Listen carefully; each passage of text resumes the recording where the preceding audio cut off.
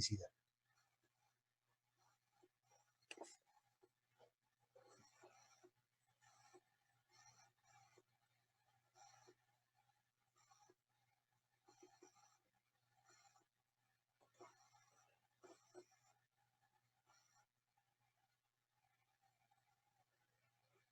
Bien, les recuerdo, ahora me puse a mirar porque veía que había muchos chats, pero es de conversando, están viendo el tema de las comisiones.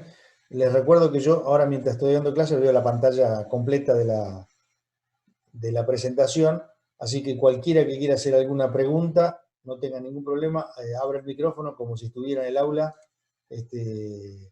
y me pregunta lo que quiere saber, porque si me pregunta algo por el chat, yo no lo veo. Bueno.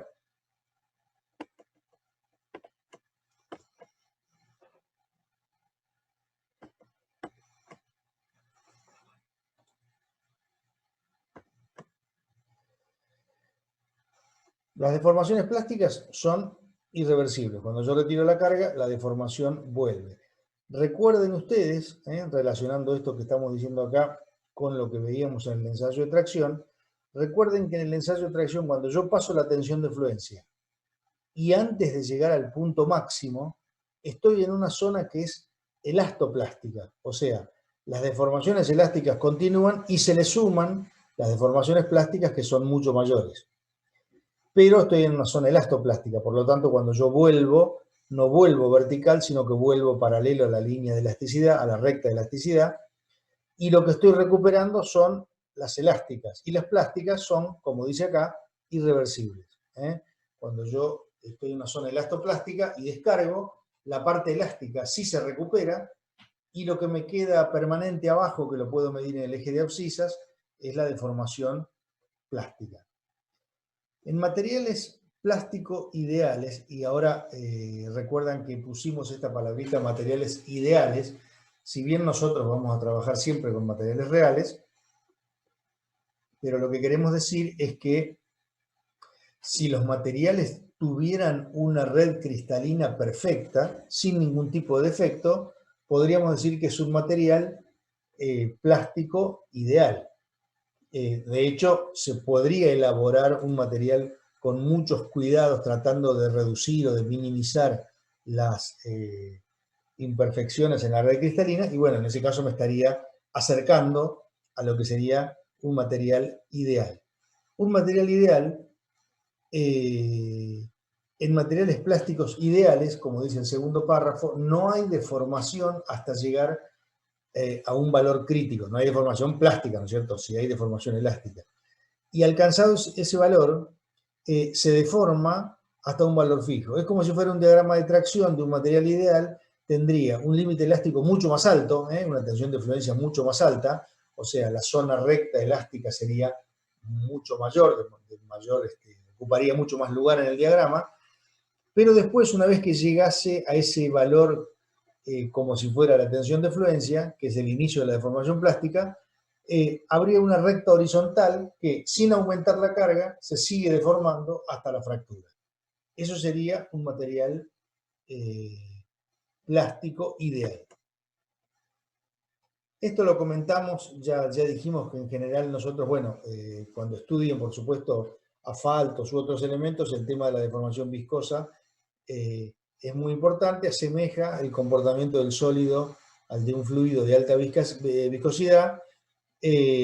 Son deformaciones en función del tiempo. Ustedes van a ver que ahora en toda la primera parte del curso nosotros hablamos de gráficos tensión-deformación y no ponemos la variable tiempo. ¿Por qué? Porque si yo aplico una carga se genera una deformación y esa deformación, por más que yo deje pasar el tiempo, no varía, o al menos no varía sustancialmente con influencia en la deformación, en la estructura. En cambio, si el material tiene viscosidad, por ejemplo, la que se puede llegar a dar en los límites de grano, en un acero a temperaturas muy altas, entonces sí las deformaciones van a ser función del tiempo. Eso lo vamos a estudiar mucho más adelante, o un poco más adelante cuando veamos el fenómeno de Crick. Bueno, dijimos que tenía lo que estábamos hablando en cuanto a deformaciones o respuesta del material, tiene una vinculación con las energías de enlace.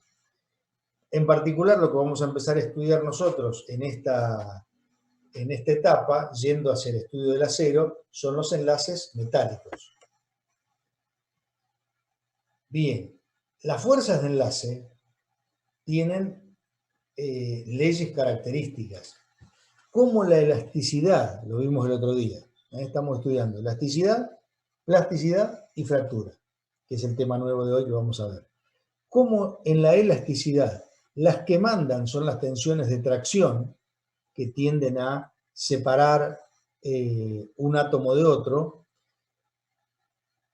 Todo parámetro que me modifique esas leyes características me va a modificar el comportamiento elástico del material. Por ejemplo, me va a modificar el módulo elástico. Entonces, el segundo párrafo dice, los parámetros elásticos constitutivos, por ejemplo, el módulo de elasticidad, varían cuando estas leyes se alteran. Al variar las distancias entre átomos, en la deformación elástica no hay constancia de volumen. Bueno, el segundo párrafo. Los parámetros elásticos constitutivos varían cuando estas leyes se alteran. O sea, si yo varío la elasticidad y varío las fuerzas de enlace, y varío la energía de enlace, dándole calor, por ejemplo, llevando el material a 200, 300, 400 grados, si yo le doy calor y modifico la energía y las fuerzas de enlace, también voy a modificar ese parámetro característico que es el módulo elástico, y en ese caso, lo que yo les dije, casi todos los aceros estructurales que van a utilizar ustedes tienen el mismo módulo elástico, E igual 210 gigapascal.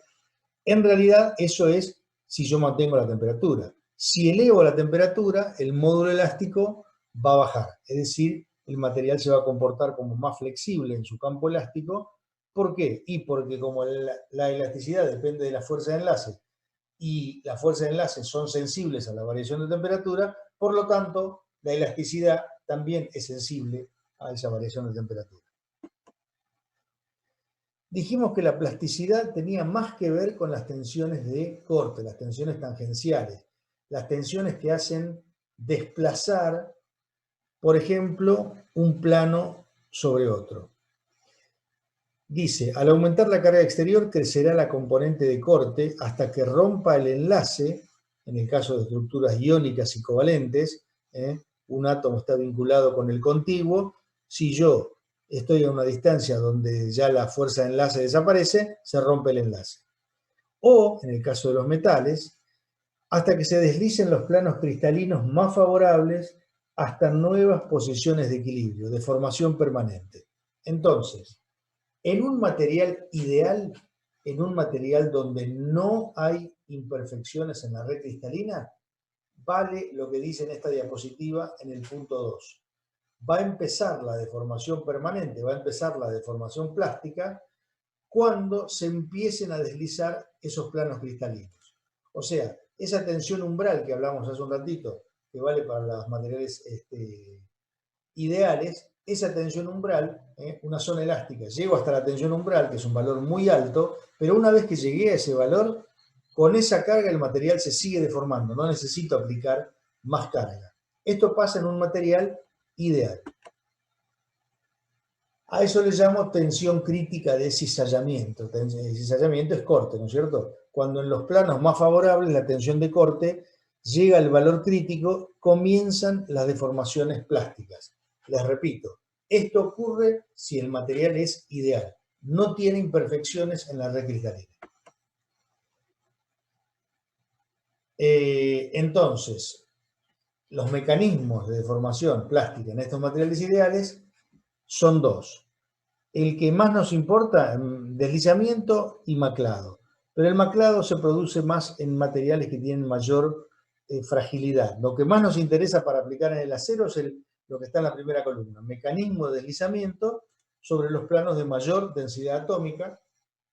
¿Se acuerdan que el otro día recordábamos que cuando ustedes estudiaron las celdillas cristalinas, vieron que, por ejemplo, entre una cúbica centrada en el cuerpo y una cúbica centrada en las caras, era más densa, tenía más átomos, la cúbica centrada en las caras? Bueno, si la cúbica centrada en las caras tiene más átomos, por lo tanto es más densa, por lo tanto los planos están más separados, en esa microestructura cúbica centrada en las caras voy a tener mayor capacidad de deformación plástica. ¿Está bien? Cuanto más denso sea la celdilla unitaria, esa microestructura me va a generar una mayor capacidad de deformación plástica. Por eso, cuando estudiemos aceros, vamos a ver que cuando yo quiero deformarlo plásticamente, lo voy a llevar a una zona donde la microestructura es cúbica centrada en las caras, más densa y, por lo tanto, con mayor capacidad de formación plástica. Eso ya lo vamos a estudiar en detalle. Pero los materiales reales, esa barra de acero con la que se hace el laboratorio del ensayo de tracción, que ustedes estuvieron viendo, o cuando hagamos un ensayo de impacto, la probeta de Charpy, bueno, obviamente todas esas probetas están hechas de un acero como el que ustedes van a utilizar cuando hagan obras civiles u obras hidráulicas. Esos aceros son aceros reales, por supuesto. Y esos aceros reales tienen, como dice este título, imperfecciones en la red cristalina.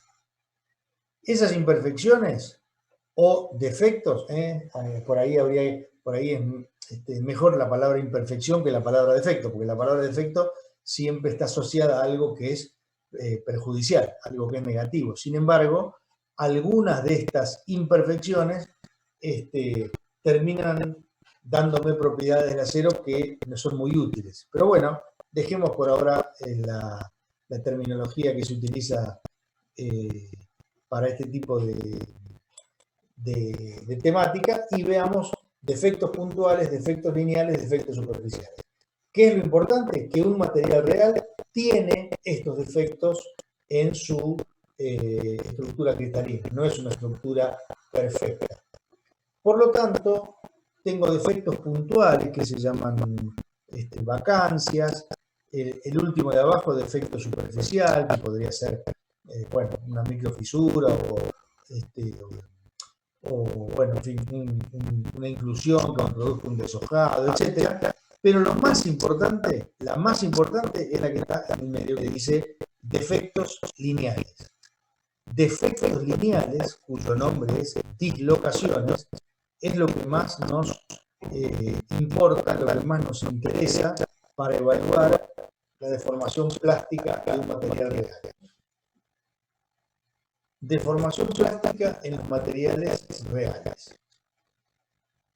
Defectos puntuales, superficiales y volumétricos los dejamos como un tipo de defecto que en algunos casos pueden ser importantes. Por ejemplo, yo les decía el otro día, un defecto volumétrico que podría ser tener porosidad, tener, digamos, gases ocluidos dentro del material que generan como pequeñas burbujitas que me queda un poro, un pequeño edificio.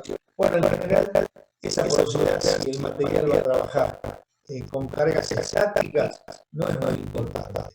Si al material no lo voy a soldar, no voy a unir con soldadura, que después vamos a tener un capítulo para explicar la soldadura. Si al material no lo voy a unir con soldadura, la porosidad no es muy importante. En cambio, los defectos que están en la columna de la derecha, efectos lineales, sí son muy importantes en el comportamiento mecánico, el comportamiento en la deformación plástica de los materiales. Como dice esta columna de la derecha, de efectos lineales, dislocaciones con menores fuerzas, con menores fuerzas se pueden desplazar estas dislocaciones y se puede generar la deformación plástica. ¿Qué me está diciendo? Que con fuerzas mucho menores a las que necesitaría para deslizar un plano cristalino sobre otro, que sería lo que necesito para sacar la acción umbral en un material ideal, en un material real, con fuerzas, por decir algo, 10 veces menores, más, con fuerzas muy inferiores, con valores de tensión muy inferiores, se produce un movimiento de las dislocaciones. En realidad, que pensamos en la día a día, las dislocaciones son huecos, que se me refieren no son huecos, sino las ideas de tocan hacia la derecha y que van llenando esos huecos. Entonces, de alguna manera, es como que el hueco, los átomos van viajando hacia la izquierda, de acuerdo a la carga que tenga aplicada, y en ese caso, la dislocación va a viajar hacia la derecha. Entonces, o sea, voy palpando los huecos y me va a quedar un hueco como una línea de átomos. Bueno, ese es el acercamiento que mecánicamente decimos general.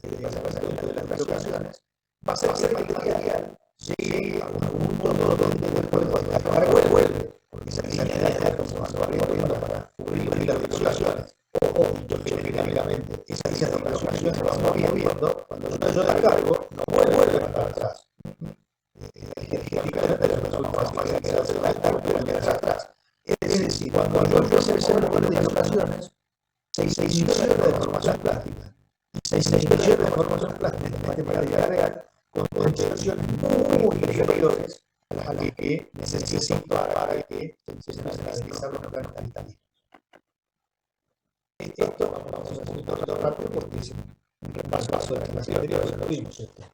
Les recuerdo que todos estos PowerPoint están subidos y cada uno tiene asociado un audio para que abran los archivitos lo puedan pasar. ¿Qué consecuencia tiene el tema de que haya defectos lineales, que haya dislocaciones y que yo pueda empezar a deformar plásticamente con una tensión muy inferior a la tensión umbral? Bueno, fíjense lo que dice el segundo párrafo. Las dislocaciones que se desplazan, cuando llevo la carga donde permito que la dislocación se desplaza, se empieza a desplazar. Pero se desplaza libremente hasta el borde del material, hasta el borde, hasta la superficie de la probeta. No. Como dice el segundo párrafo, se desplazan hasta el límite de grano, más cercano, hasta que llegan a un límite de grano, o hasta que se encuentran con otra dislocación u otras dislocaciones que venían avanzando en otra dirección. Y la pregunta del millón es, esa dislocación que llegó al borde de grano y ahí se trabó, esa dislocación que se encontró con otras dislocaciones que venían avanzando en otras direcciones, formó un nudo de dislocaciones y ahí se trabó. ¿Lo puedo destrabar? ¿Puedo hacer que pase esa dislocación, ese límite de grano? ¿Puedo hacer que esa dislocación siga avanzando después de haberse encontrado con otras dislocaciones? Sí, pero para lograrlo tengo que aplicar un escalón mayor de carga. Esto es lo que justifica, como dice el título, el endurecimiento por trabajado en frío. Endurecimiento por deformación plástica, en frío quiere decir a temperatura ambiente, ¿no es cierto? En frío a temperatura ambiente, en caliente cuando me voy a zonas de trabajado en caliente, qué sé yo, por encima de los 500, 600, 700 grados. Entonces, si estoy a temperatura ambiente y estoy deformando, por ejemplo, el caso del ensayo de tracción, después de la tensión de fluencia, no sigue una recta horizontal hacia la derecha, sino que sigue una curva que empieza a ir hacia arriba, por lo menos hasta el punto de estricción. ¿Y qué quiere decir que esa curva va hacia arriba? Quiere decir que para que se siga deformando, cada vez tengo que aplicar un escalón mayor de carga. O sea, el material se está endureciendo, se está haciendo más resistente en la medida en que avanza la deformación plástica. ¿Por qué? Por este fenómeno que decimos de las dislocaciones que se van trabando con los límites de grano y con otra dislocación. Bien, y el otro día habíamos llegado, si no me equivoco, hasta acá, creo que esta era la última, anteúltima, donde ya ponemos como título, aparece la palabra fractura. Siempre estamos estudiando los micromecanismos de la deformación elástica, por separación de un átomo respecto a otro, por tensiones de tracción, micromecanismos de deformaciones plásticas, si es de un material ideal, deformación de un plano sobre otro, si es de un material real, movimiento de las dislocaciones, lo que acabamos de ver. Y también queremos estudiar los micromecanismos de fractura. Micromecanismos de fractura. La fractura puede ser, al menos microscópicamente, después podemos ver macroscópicamente qué pasa. Vamos a ver después alguna fotito. Vamos a ver que tengo una fractura frágil, que es un clivaje, un movimiento de los planos por rotura de enlaces normales al plano de fractura. Rotura de enlaces normales al plano de fractura. O sea, imagínense una probeta de tracción imagínense la sección transversal, perpendicular a la carga exterior.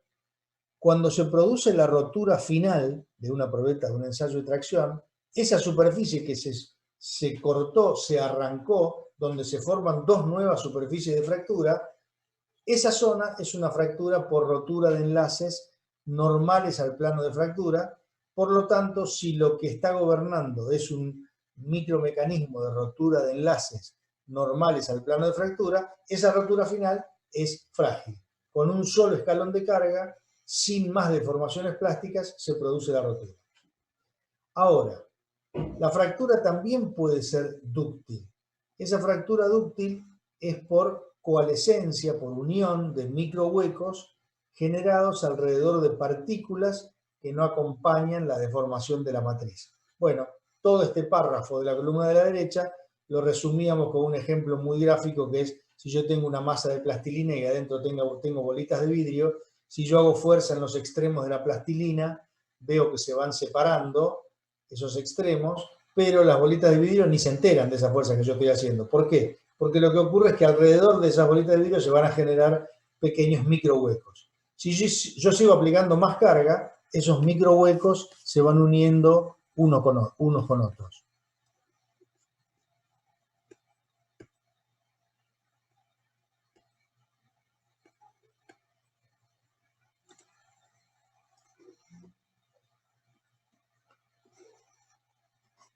Bien. Acá me aparece un cartelito que hay chat, voy a mirar y veo que están charlando. Me parece muy bien. Si me quieren preguntar algo, por favor, hablan el micrófono. Bien. Fractura frágil y fractura dúctil.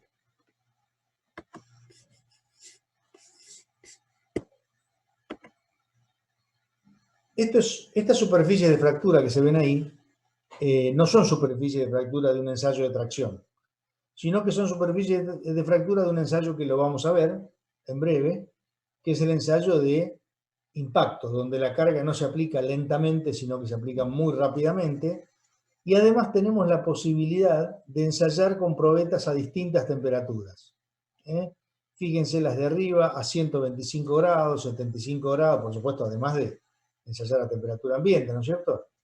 Y abajo tenemos dos que se ven ahí, que una dice menos 193 grados, que parece difícil de implementar, pero se puede hacer, y la otra dice menos 35 grados. Resulta que menos 35 grados, bueno, la de la extrema a la derecha dice 0 grados. Resulta que temperaturas por debajo de 0 grados perfectamente pueden ser temperatura de servicio.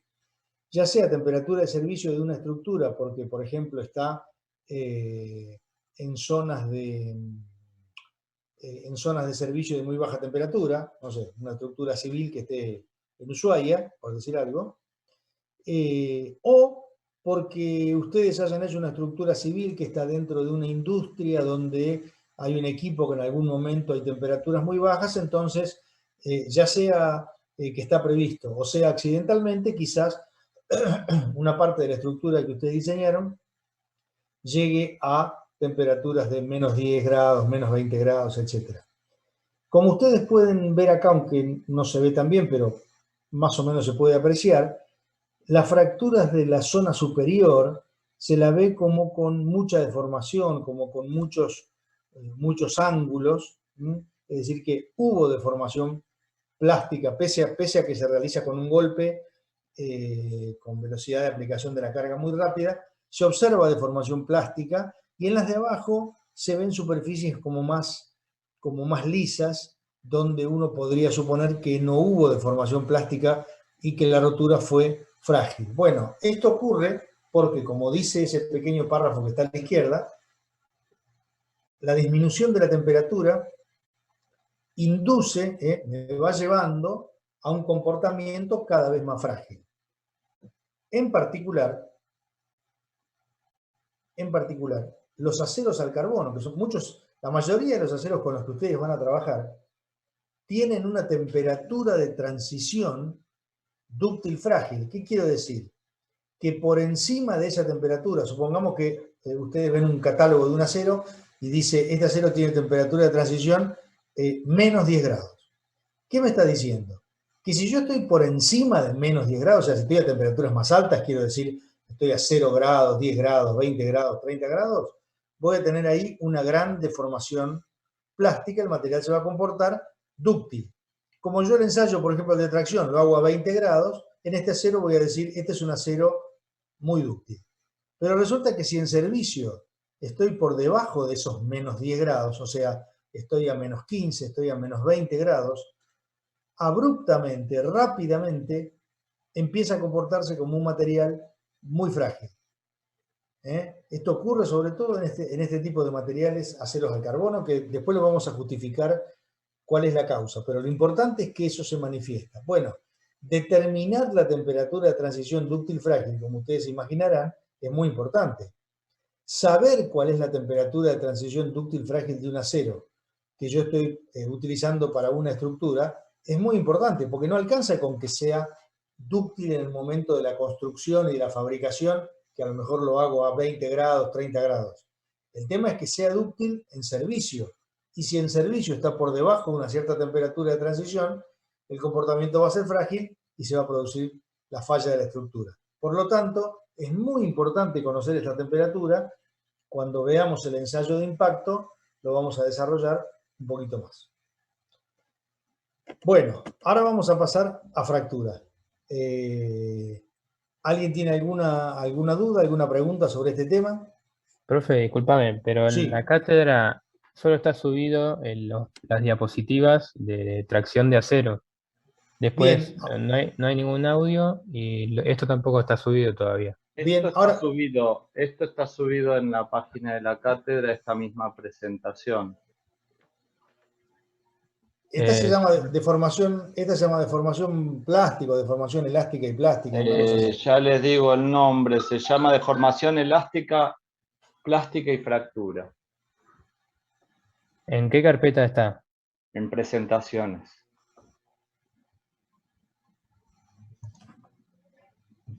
Ah, ahora sí está.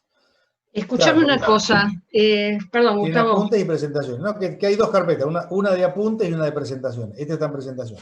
Sí, y aparte, Gustavo estaba dando clase y estaban chateando, preguntando cosas que no tenían nada que ver con la clase. Entonces él tiene que estar viendo si el chat son preguntas que son de la clase y estar atento a darles la clase.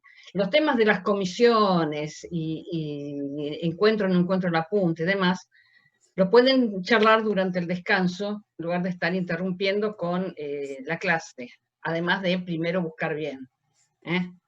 O sea, el chat, obviamente, para comunicarse entre todos, todas las dudas que tengan. Pero si no, lo que pasa es que el que está dando clase llega un momento que no le da bolilla al chat y hay algunos de ustedes que no tienen micrófono para comunicarse. Lo que haya de audios o de presentaciones, así como genérico lo digo, va a estar o va a aparecer colgado en la página. Si una presentación no tiene audio, es porque no tiene audio.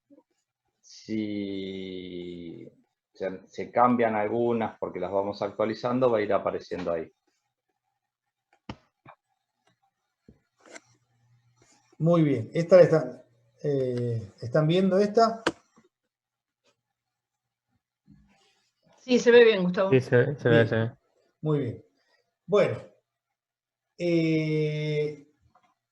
esta segunda presentación está hecha tomando algunos párrafos y algunos gráficos que ustedes tienen también en el apunte de comportamiento mecánico, deformación elástica y deformación plástica. Y bueno, lo agregamos porque esto lo dábamos en el pizarrón, pero ahora en la virtualidad agregamos esta temática para que tengan también una guía. Y esta también, cuando la carguemos, también incluye un audio. Bueno, yo les dije que íbamos a hablar de fractura. Pero antes de hablar de fractura, ustedes ven en este título que dice efecto de entalladura, concentración de tensiones, y después habla de la mecánica de la fractura. La mecánica de la fractura es para vincular las tensiones y las deformaciones que ocurren, por un lado, macroscópicamente, digamos, en toda la pieza, y por otro lado, qué es lo que ocurre cerca de una fisura. Pero lo que vamos a hacer ahora es empezar a ver qué es lo que ocurre cerca de una discontinuidad. A ver, les hago una preguntita para que se despierten un cachito, a ver si alguno está medio caído con el día nublado. Algunos de ustedes, o muchos de ustedes, han empezado a estudiar estructura, ¿no es cierto? La parte de tensiones y deformaciones en distintas condiciones. Y en general, en algún apunte o en algún libro de estructuras, dice, bueno, todo lo que vamos a ver ahora, todo lo que vamos a ver en las próximas clases, vale para materiales que tengan 3 condiciones. Vale para que cuando se cumplen 3 condiciones, los materiales tienen que ser tal cosa y tal cosa. ¿Alguien se acuerda? ¿Alguien leyó? ¿Alguien le contaron en la primera clase o en las primeras clases de estructura? Esto que vamos a ver nosotros vale cuando el material tiene determinadas condiciones. ¿Se acuerdan de alguna?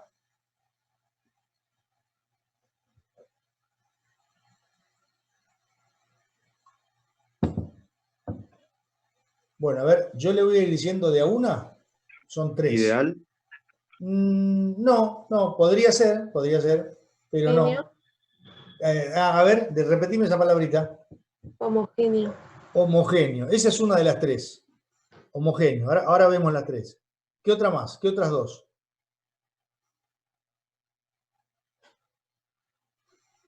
Ahí dijeron isótropo. Bien, isótropo, muy bien. ¿Quién lo dijo? ¿Lo dijeron por el chat? Sí. Bueno, el que lo dijo por el chat, por favor, prende el micrófono y diga isótropo, porque yo el chat no lo estoy viendo. Isótropo y homogéneo.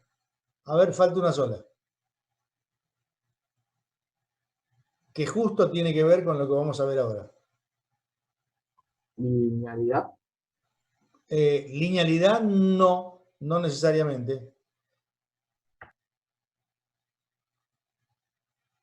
Los materiales tienen que ser isótropos. Yo me lo acuerdo de memoria con la que falta en el medio. Isótropos, tal cosa y homogéneo. Bueno, la palabra es continuo. Bien, sí, muy bien, continuo. Isótropos, continuos y homogéneos.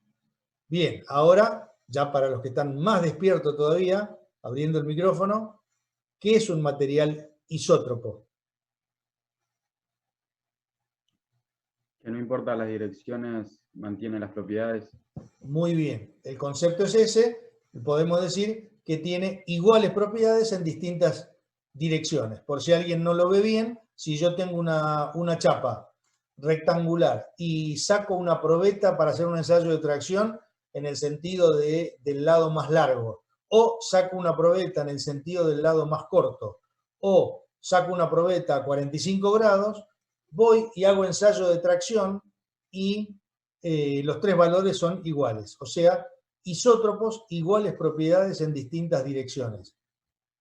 Y ya que estoy, le pregunto algo. Con lo que estamos hablando acá, con los temas que hablamos acá de deformaciones elásticas, deformaciones plásticas, ¿yo puedo hacer algo para que un material sea anisótropo, o sea, lo opuesto? ¿Qué les parece? Cuando yo hago una deformación en un ensayo de tracción, un estiramiento en un ensayo de tracción, y saco la probeta, supongamos, antes que se rompa, ¿el material tiene la misma isotropía que antes del ensayo? Con los defectos en la red cristalina. Claro, todo eso, los defectos y los granos, que todavía no lo estudiamos, ya lo vamos a estudiar, los granos, los cristales, lo vamos a ver en detalle, yo los oriento en el sentido del ensayo de tracción. Se alargan en el sentido del esfuerzo, por lo tanto, ese material dejó de ser isótropo. Si yo quisiera que fuera isótropo, tendría que hacer algo que vamos a estudiar dentro de varias clases, que es un tratamiento térmico para hacer que la microestructura vuelva a ser toda parejita, por decirlo de alguna manera, y entonces el material vuelve a ser isótropo. Muy bien. Otra propiedad que dijimos es homogéneo. ¿Qué quiere decir que un material sea homogéneo? Que está siempre compuesto por las mismas partículas. Bien, está orientado. Quiere decir que si yo en esa misma chapa que les dije hoy, rectangular, de la cual sacaba los ensayos de tracción, en un vértice de abajo a la izquierda, en el medio o en el vértice de abajo a la derecha, saco viruta de ese material y mando a hacer un análisis químico, en ese caso por vía húmeda o con algún elemento hago el análisis químico, voy a encontrar que la composición química es exactamente la misma en todos los puntos. La composición química es homogénea. Isótropo, entonces, fíjense, ustedes cuando estudian estructura dicen los materiales son isótropos continuos y homogéneos. Y yo les estoy diciendo, si yo deformo el material, deja de ser isótropo. Bueno, entonces, si quiero tener un material para una estructura que la calculo como isótropa y no como anisótropa, entonces tendré que hacer algo para que vuelva a tener isotropía. Bueno, por eso vamos a estudiar más adelante los tratamientos térmicos. Bien. Homogéneo.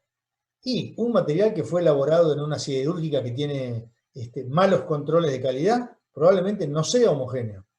Entonces, lo que les quiero decir es, estamos dando por sentado cosas que después en la técnica no es tan seguro que el material es isótropo, no es tan seguro que el material es homogéneo. Tendré que verificarlo. Y la última, que tiene que ver con esto que estamos hablando acá, que vamos a empezar a hablar ahora. Materiales continuos. ¿Qué quiere decir que un material sea continuo?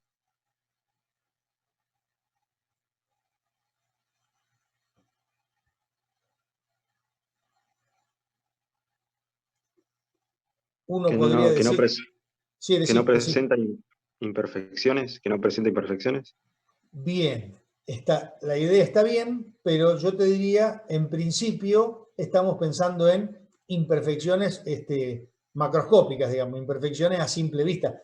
Podrían ser de las microscópicas, pero en general, cuando uno dice el material es continuo, por ejemplo, dice que no tenga orificios, que no tenga entalladuras, que no haya faltante de material, que si yo tengo una chapa o una viga, cuando yo la miro y la reviso, no tiene un agujero. Si tiene un agujero, si tiene un orificio, ya en ese punto hay una discontinuidad.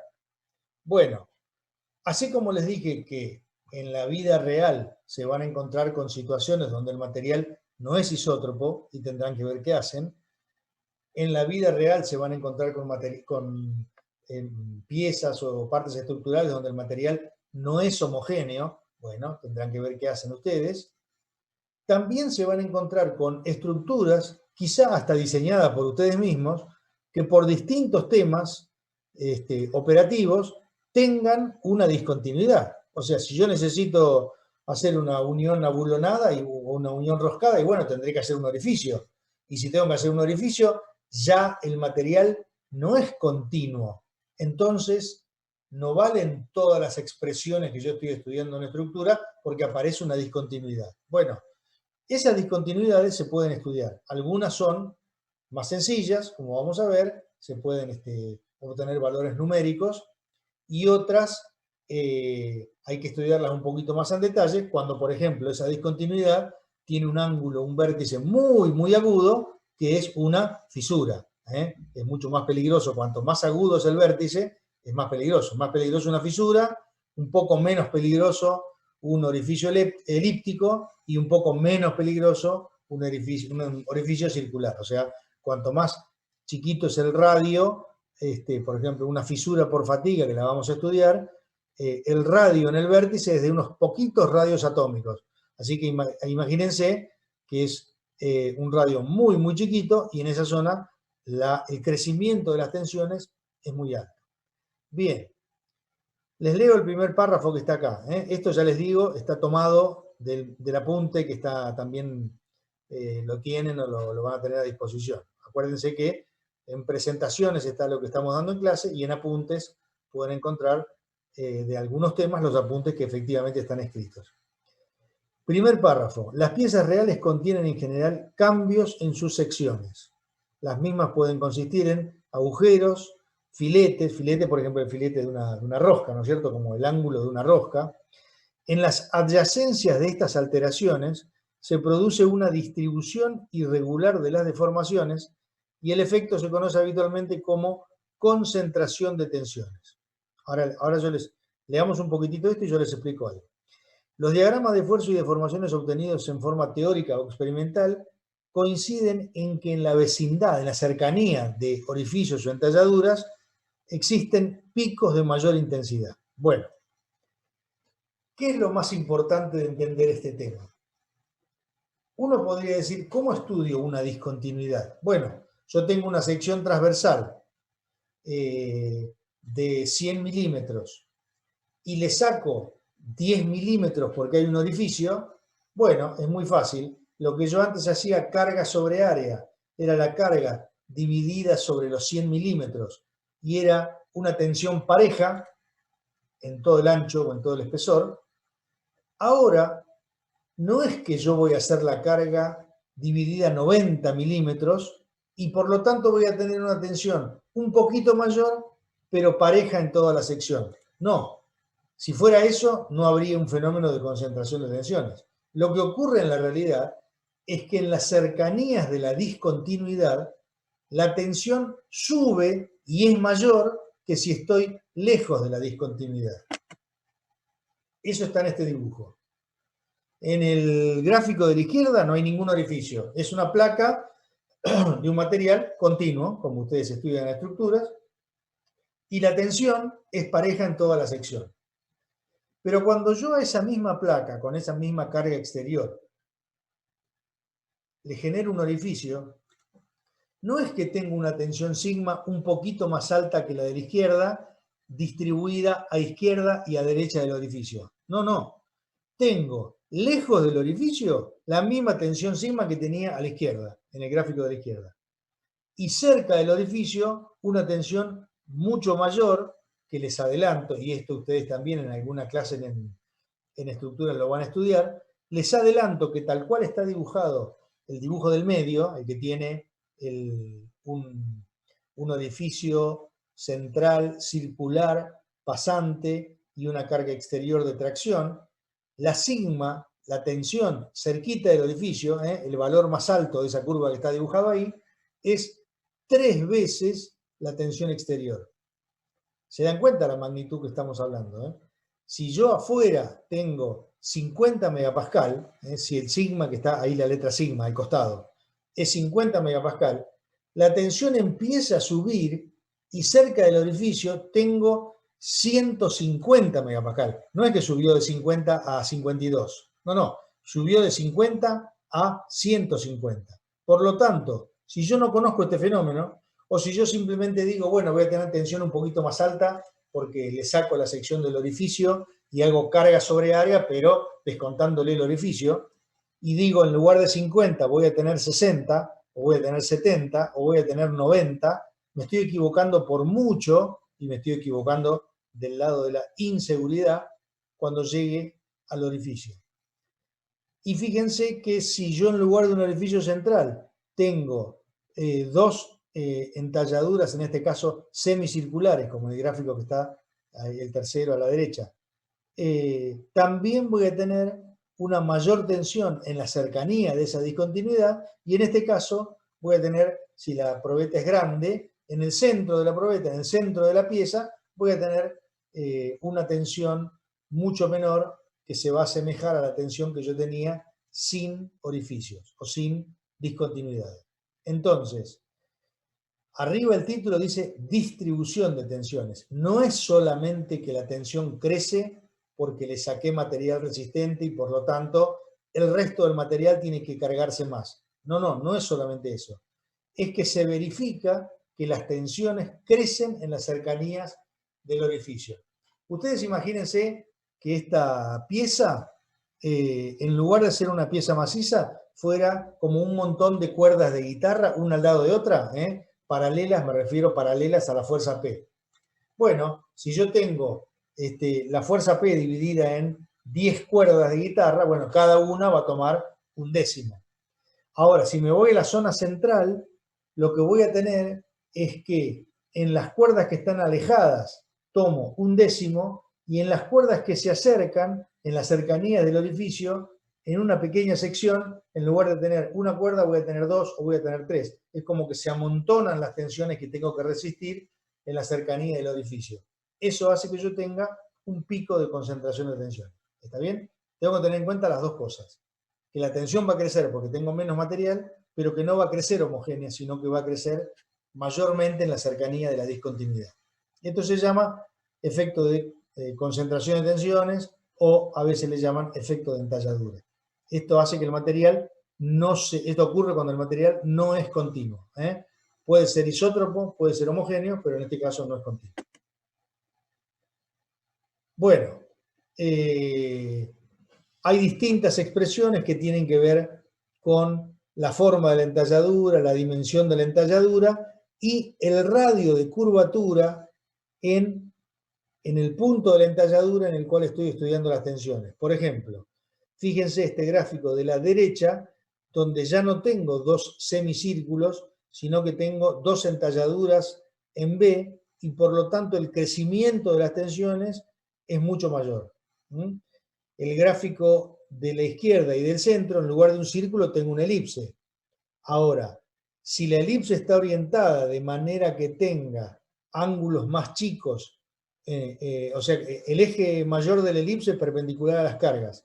Por lo tanto, en los dos extremos de la elipse tengo ángulos más pequeños, esos vértices tienen ángulos más pequeños, la concentración de tensiones es mucho mayor que si la elipse está, si esa discontinuidad elíptica está, como en la figura del centro, donde el eje mayor de la elipse coincide con la dirección de carga, por lo tanto tengo mayor radio en la cercanía y por lo tanto voy a tener menor concentración de tensiones.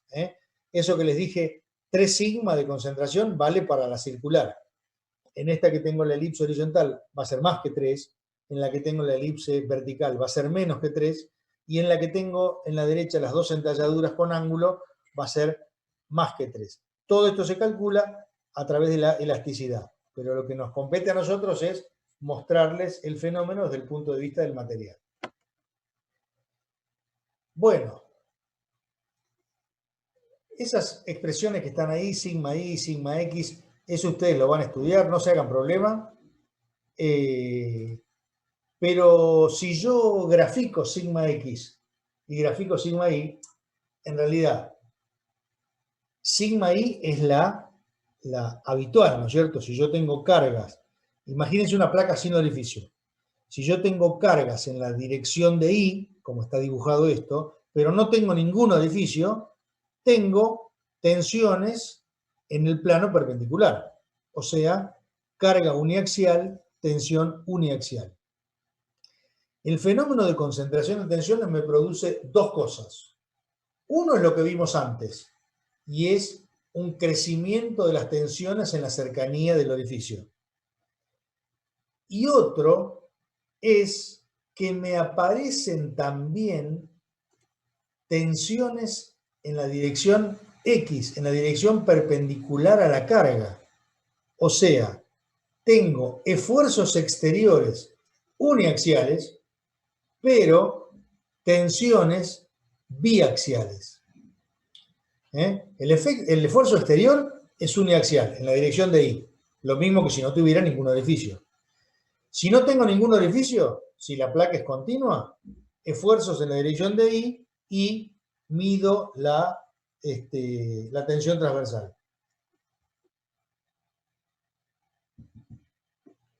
Ahora, si tengo una discontinuidad, resulta que además de tener una concentración de tensiones, como está dibujado ahí, el sigma I que tiene un pico cuando me acerco al borde de la discontinuidad, además de eso, me aparecen estas tensiones en la dirección X, me aparece un sigma X.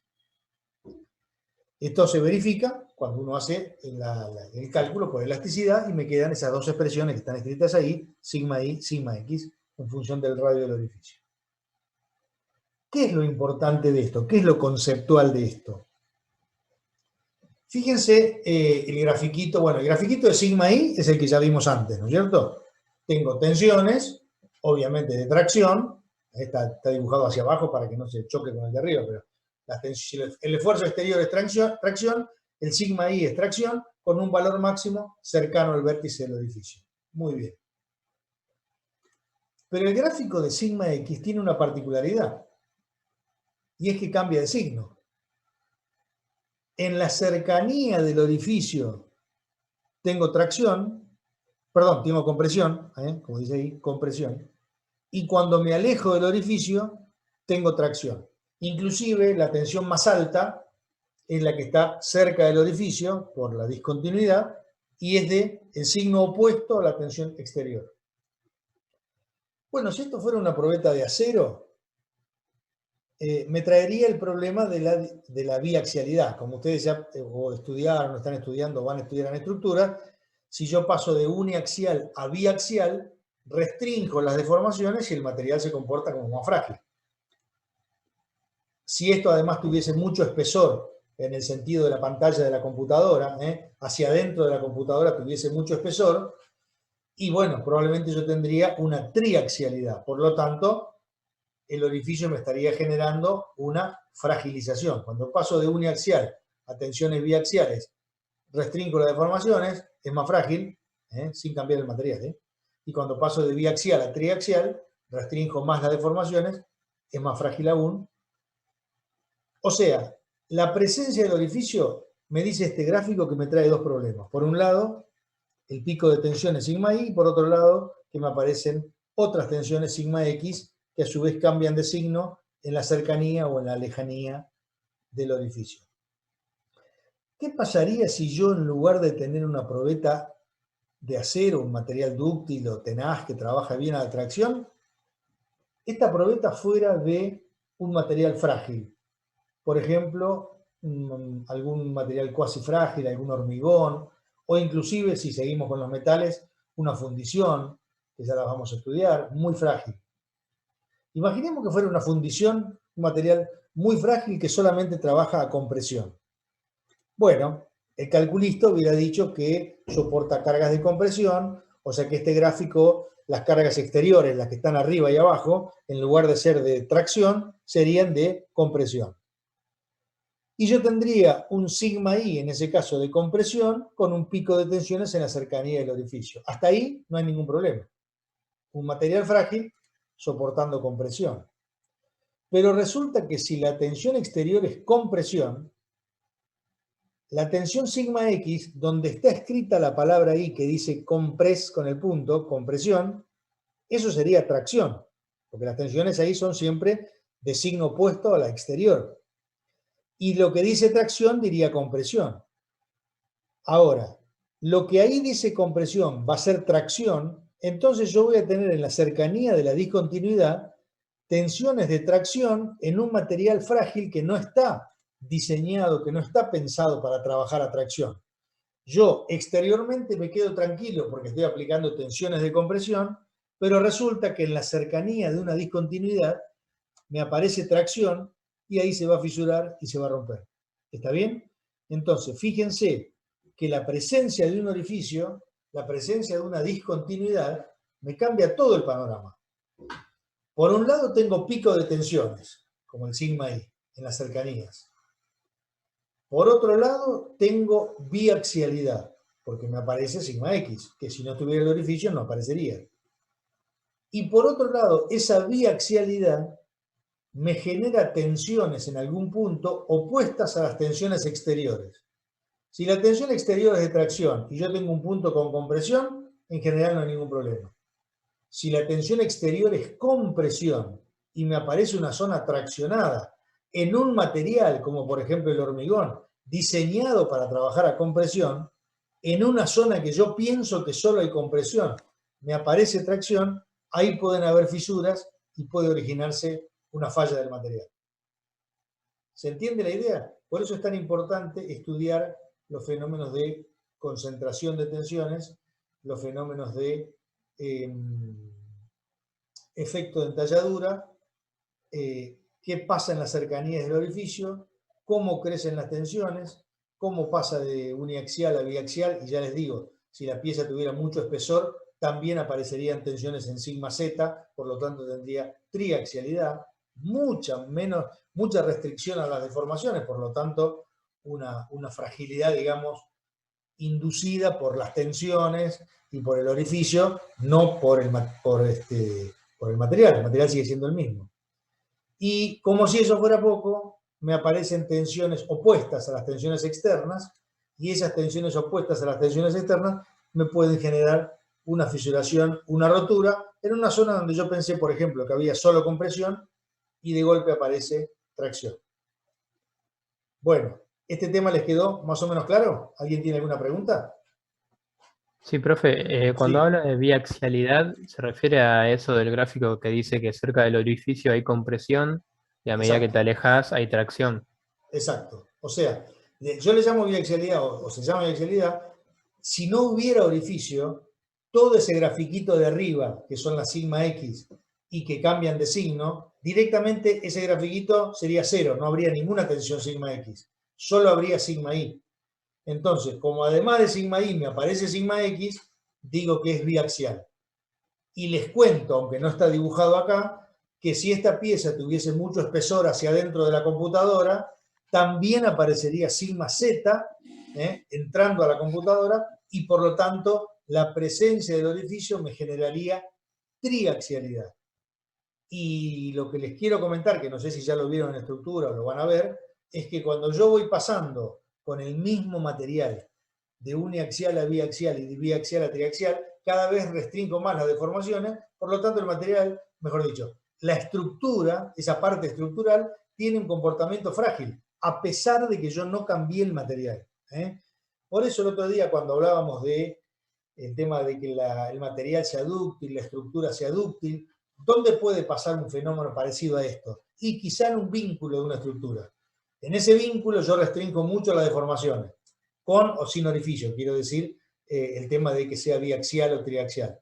Entonces, en esa zona voy a tener poca ductilidad y puede hacer que pase de elástico a plástico y que tenga poquita capacidad de formación plástica, y que si yo sigo sobrecargando se pueda producir una fisura, que es lo que pasa acá.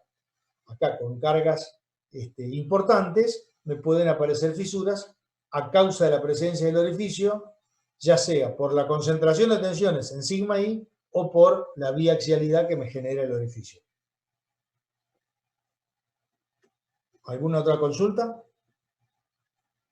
Profe, yo no entiendo cómo es que se genera compresión, o sea, la compresión la entiendo, pero no entiendo cómo se genera la tracción después, qué es lo que pasa que cambia.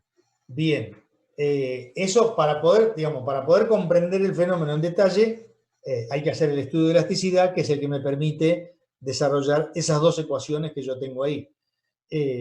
Lo que ocurre acá es que las fibras del material, por la presencia de la discontinuidad encima del orificio, tienden a cerrarse, como está dibujado acá, tienden a comprimirse, y en la medida en que me voy alejando, empiezan como a compensar esas deformaciones con deformaciones de tracción, y cuando me alejo mucho, todo este fenómeno desaparece.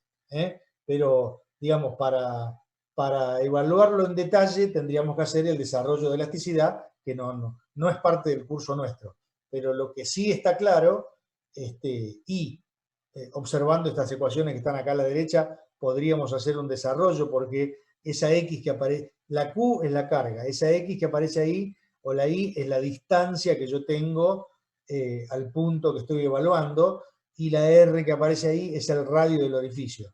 Bueno, todos esos parámetros van a hacer que las tensiones sigma X sean variables. Empieza con el signo menos porque siempre es opuesta a la tensión, al signo de la tensión Q, de la tensión exterior, y por eso se produce esa variación. Para entrar finito en esto tendríamos que hacer el desarrollo de elasticidad para ver qué va pasando con las tensiones punto a punto. Pero la realidad es que esto es así. Esto ocurre y tengo crecimiento de las tensiones en sigma I, concentración de tensiones, y tengo biaxialidad, y tengo en esa segunda tensión que me aparece un cambio de signo que puede hacer que con carga exterior de compresión aparezcan tensiones de tracción, y eso me genere una fisuración. Bien. Esto está tabulado, esto simplemente a manera de ejemplo. Fíjense que en la columna que dice A mayúscula, en la tablita que está ahí, en la columna que dice A mayúscula,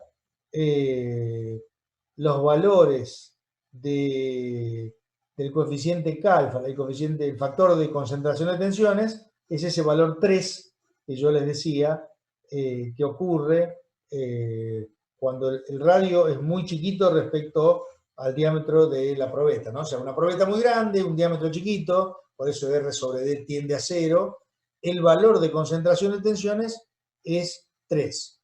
Pero fíjense que los 3 ejemplos que tengo dibujados ahí son todos con un determinado ángulo y son o circulares o semicirculares.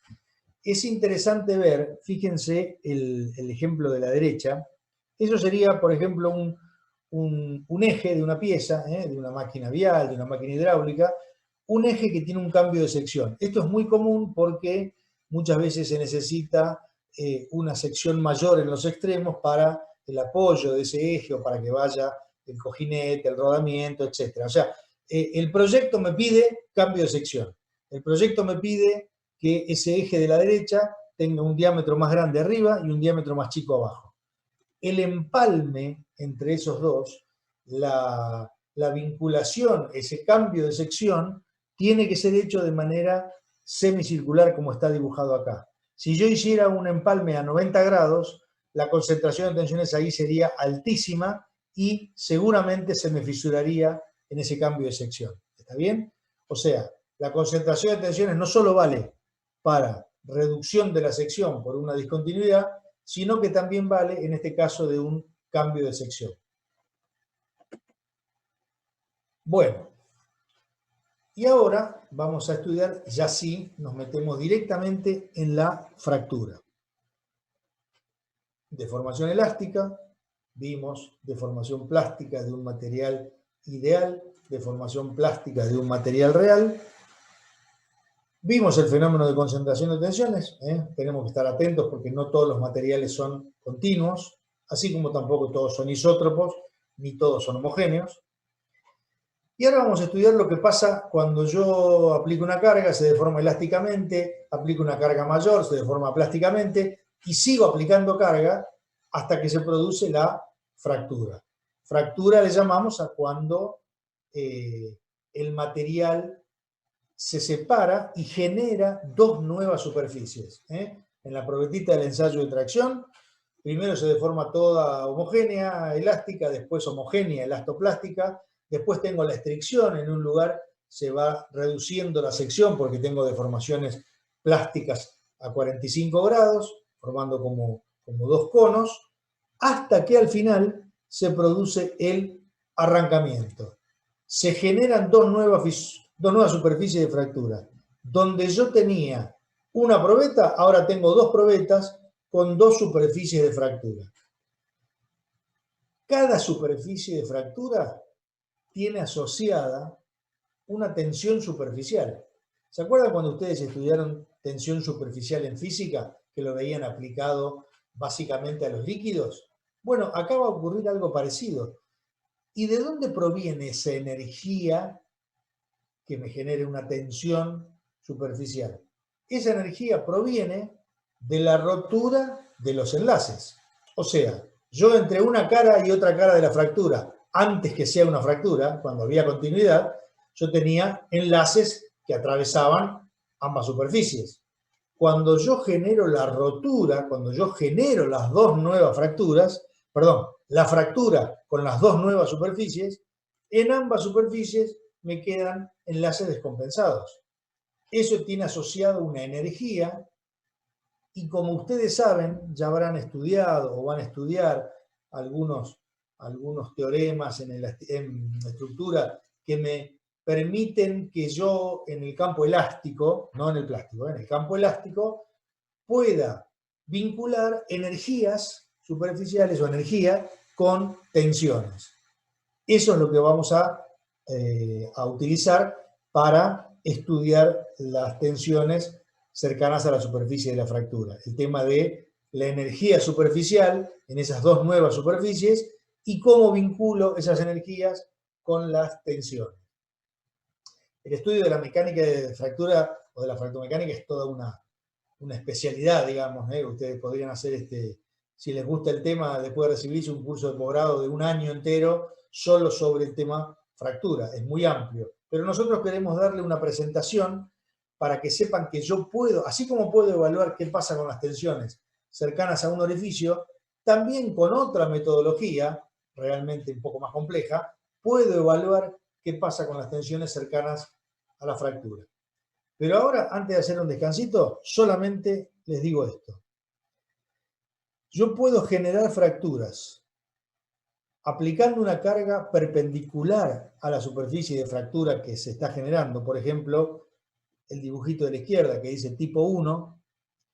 Puedo generar una fractura por un deslizamiento, por una tensión de corte, como indica el gráfico que dice tipo 2, la central, y puedo generar una fractura, por ejemplo, por torsión, también por esas tensiones de corte, como tiene el dibujito el tipo 3.